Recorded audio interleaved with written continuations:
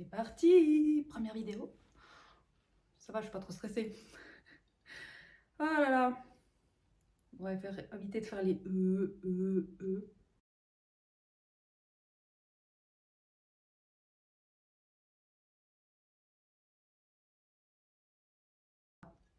Salut tout le monde! Aujourd'hui, on se retrouve pour une nouvelle vidéo et j'ai décidé de faire un format YouTube pour le thème de la dépression.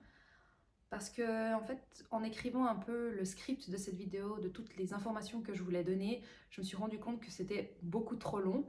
Parce qu'à la base, je voulais faire des petits reels d'épisodes pour parler de la dépression. Mais je me suis rendu compte que j'avais vraiment trop de choses à dire. Du coup, c'est ma première vidéo, soyez indulgents s'il y a des et que je me trompe ou que je bafouille. Bah voilà, on va dire que c'est nature peinture. J'ai une tasse parce que je parle beaucoup comme on voit avec les mains. Donc je me dis qu'avec la tasse, peut-être que ça va calmer un petit peu mon côté latin. Du coup, aujourd'hui, et surtout, j'ai mon iPad qui est juste là. Donc si je regarde un petit peu par terre, c'est normal, c'est parce que je veux vraiment pas... Il y a vraiment des informations importantes que j'aimerais dire, notamment parler de chiffres aussi un petit peu. Donc tout est là. Donc si je regarde en bas, voilà, mais principalement, je vais regarder la caméra. Du coup, aujourd'hui, c'est le premier épisode pour parler de la dépression. Il y en aura d'autres. Dans cette vidéo, je vais expliquer comment j'ai appris que que je souffrais moi-même d'un épisode dépressif, de comment j'ai senti les choses, comment j'ai géré ça. Et puis aussi, je vais aborder... On n'avait pas de qui s'éteint, super. Je vais aussi aborder vaguement l'anxiété et les angoisses, parce que je suis aussi touchée par ça, mais pas en profondeur, parce que je pense que je vais en parler dans une autre vidéo, dans d'autres vidéos, aborder ces thèmes plus en profondeur, parce que je pense que ça touche énormément de gens. Donc du coup, je vais commencer par vous expliquer comment j'ai appris que j'étais atteinte de dépression. En fait, c'est tout simple, c'était l'année passée, j'étais dans une période assez difficile. Euh, J'étais très fatiguée, je dormais énormément. Je m'endormais un petit peu partout. J'allais chez les gens, je me posais sur le canapé, je dormais. Impossible pour moi de tenir 1 heure devant un film, au bout de 10 minutes, je dormais. 20 heures, je dormais. Enfin, bref, je dormais tout le temps. Et je m'étais dit, ok, t'as déjà eu des carences en fer, peut-être qu'il te manque quelque chose. Donc ça serait quand même bien d'aller faire une prise de sang. Donc je prends rendez-vous chez mon médecin, je pars faire une prise de sang. Et en discutant avec le médecin, j'ai appris beaucoup de choses. Du coup, je lui explique que je suis hyper fatiguée, voilà tout ce que je viens de vous expliquer. Puis il me dit, ok, alors on va faire une prise de sang. Du coup, pour voir ce qui se passe. Et j'aimerais en fait vous faire le test de la mononucléose. Et moi, j'avais déjà entendu la mononucléose, que c'était un peu la maladie du sommeil. Et puis, du coup, je vais vous lire, moi, la définition, parce que je ne suis pas médecin, puis je ne veux pas dire des bêtises. Donc, du coup, c'est maladie virale, la mononucléose infectieuse se transmet par la salive. Elle se manifeste notamment par une grande fatigue, une angine, une fièvre élevée et la présence de gros ganglions au niveau du cou. Il faut environ 1 an pour qu'elle disparaisse. Donc là, il me dit ça, donc je lui dis ok, ben pas de problème, moi je veux une prise de sang, je veux savoir ce qui se passe, quoi, c'est pas normal. Et on commence à discuter, je lui explique aussi que je suis vraiment dans un bad mood, que je suis souvent triste, j'ai beaucoup de mal à être moi-même, que voilà. Et du coup, en fait, il a été très bon sur ce coup-là parce qu'il a commencé à discuter avec moi. Pendant une vingtaine de minutes, il m'a posé plein de questions et j'ai répondu ce que je ressentais. Et c'est là qu'en fait, il me dit qu'il a retenu des informations que j'ai dit et qu'en même temps, il avait pris une liste. Donc en fait, pour déceler un épisode dépressif, il y a une liste qui a été faite de 9 points.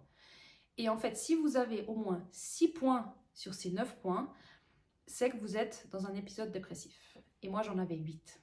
Donc là, il me dit ça. Je reste un peu surprise parce que je me dis, j'avais cette image de la dépression, style, ok, c'est quelqu'un qui est au fond du gouffre, qui a envie de se...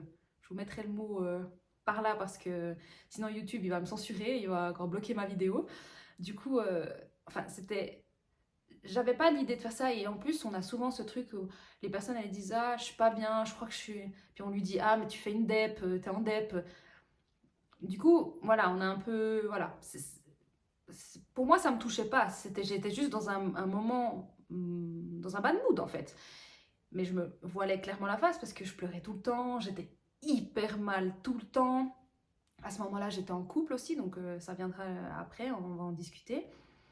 Et en fait, la dépression, c'est pas comme une grippe.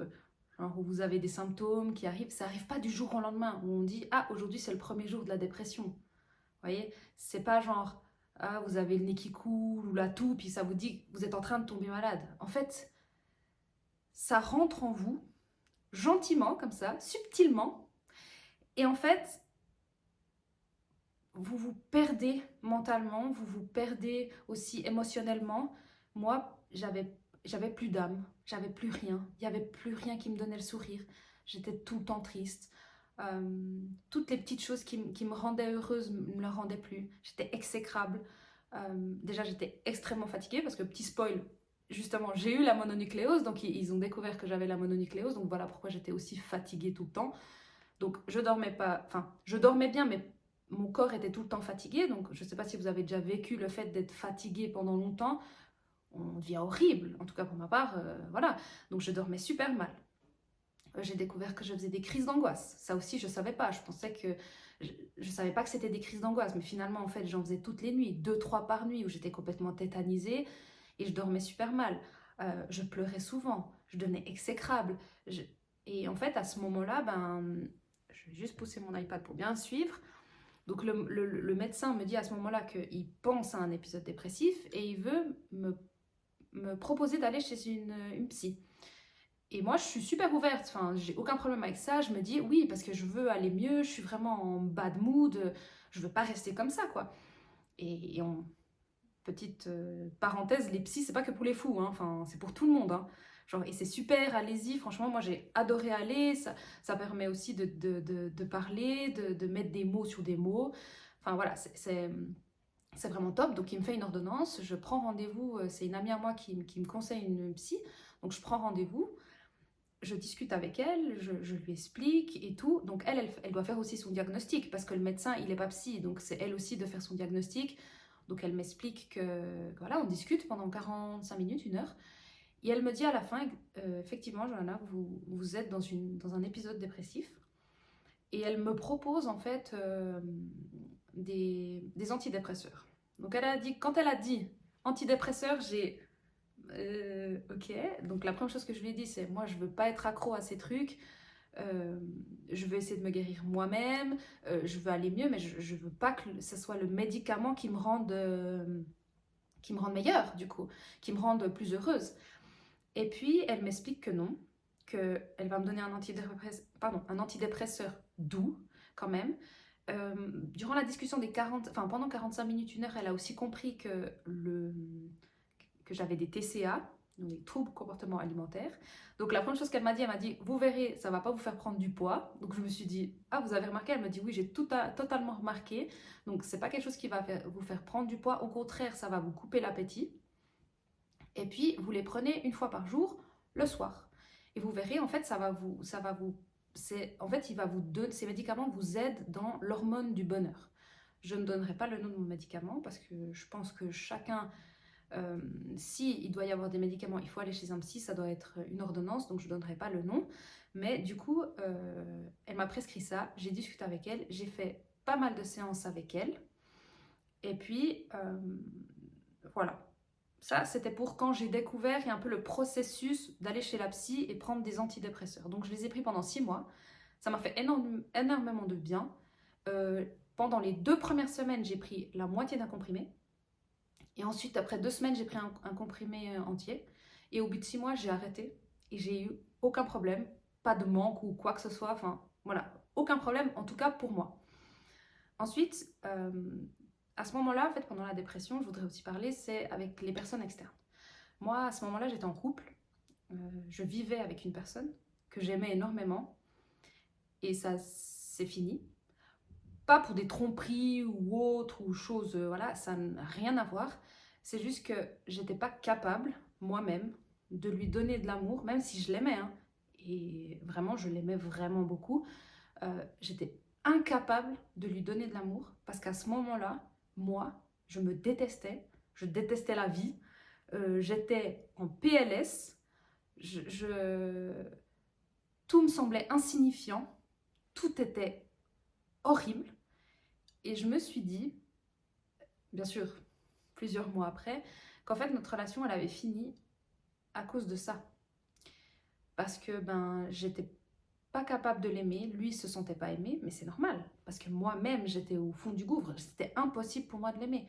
Il me faisait une réflexion, mais débile, hein, ça pouvait être genre, je sais pas moi, t'as pas rangé tes chaussures. Et ça monte, et ça me prenait au cœur direct, et je pète un câble.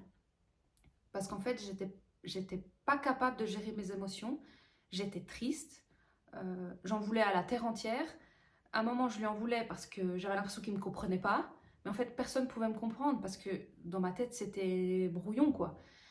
Et du coup, c'est pour ça qu'il est important aussi que vous ayez des gens qui vous entourent, qui vous comprennent. Moi, c'est aussi comme ça que j'ai remonté la pente. J'ai eu des amis qui ont beaucoup été là, qui m'ont jamais laissé seule parce qu'ils voyaient que je les appelais en pleurant, donc ils étaient toujours là pour moi, ils répondaient au téléphone tout le temps, ça pouvait être au milieu de la nuit, ils allaient me répondre, ils étaient là pour moi, ils me faisaient rigoler, on faisait des activités, donc tout ça, ça a permis à ma guérison. C'est quelque chose que je combats toujours, j'ai toujours des phases de down ou des phases que ça va mieux, je prends plus d'antidépresseurs, mais parce que je sais qu'il y a des phases comme ça et qu'il faut que j'apprenne aussi à vivre avec ces émotions-là. Mais c'était hyper difficile. Et je pense que le plus dur, ça a été ma séparation. Parce que forcément, je me suis séparée de quelqu'un que j'aimais. Parce que j'étais incapable de vivre cette relation à fond. Et je sais que c'est quelqu'un qui a aussi mal vécu la relation parce qu'il était avec quelqu'un qu'il ne reconnaissait pas. Forcément, quand on s'est connus, j'étais joyeuse, j'étais bien, tout allait bien dans la vie. Et finalement, en fait, ça m'a touchée et j'étais plus que l'ombre de moi-même. J'étais vraiment horrible. Et en fait, la descente aux enfers, c'est tout gentiment. Et en fait, vous vous rendez pas compte. Et du coup, mon couple n'a pas survécu. Et du coup, des fois, j'y repense et je me dis, ok, peut-être que si mon moral avait été mieux, peut-être que je serais toujours avec cette personne. Et peut-être que je serais mariée ou des enfants ou j'en sais rien quoi. Mais c'est pour vous dire que la dépression, c'est pas rigolo. C'est pas juste, ah, j'ai pleuré hier soir, voilà. C'est quelque chose qui touche émotionnellement, c'est très, très difficile à vivre, qu'il faut le soigner. Que si vous sentez que pendant une longue période, vous n'êtes pas bien, allez consulter. Il n'y a aucune honte à aller voir un psy, il n'y a aucune honte à aller voir son médecin. C'est quelque chose maintenant qu'on parle aussi beaucoup plus, on parle beaucoup plus de dépression sur les réseaux sociaux. C'est moins une honte qu'avant. J'ai l'impression qu'avant c'était ah, t'es en dépression, t'es bizarre. Non, maintenant franchement on en parle beaucoup plus. Voilà, et j'ai des chiffres en plus à vous donner. Donc tout va bien, mon iPad s'est rééteint. Donc je vais vous parler des chiffres. Le symptôme de dépression, il y a plus de 20% de la population, hommes et femmes, qui est un jour touchée par la dépression, par un épisode dépressif.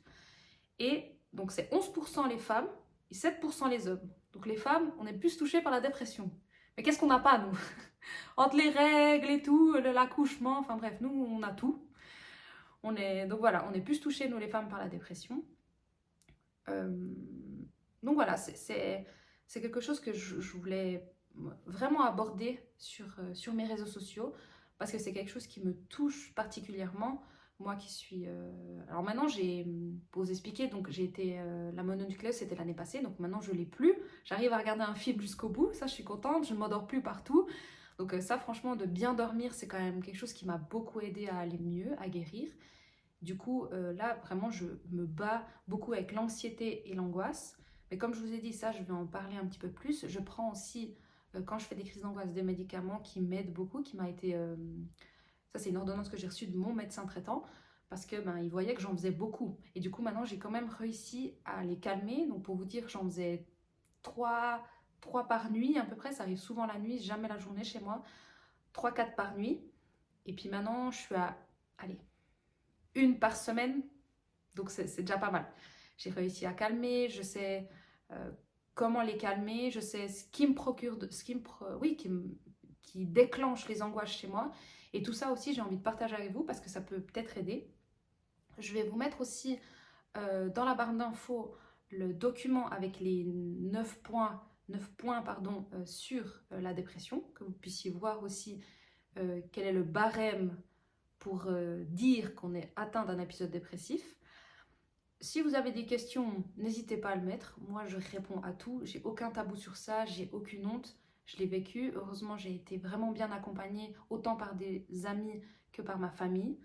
Et puis, ben voilà. J'espère qu'en tout cas, ce premier épisode où j'ai un petit peu abordé en gros comment j'ai découvert la dépression. Il y a d'autres choses qui arrivent aussi, hein, vous inquiétez pas. J'ai vraiment. Ça, c'est une petite vidéo de.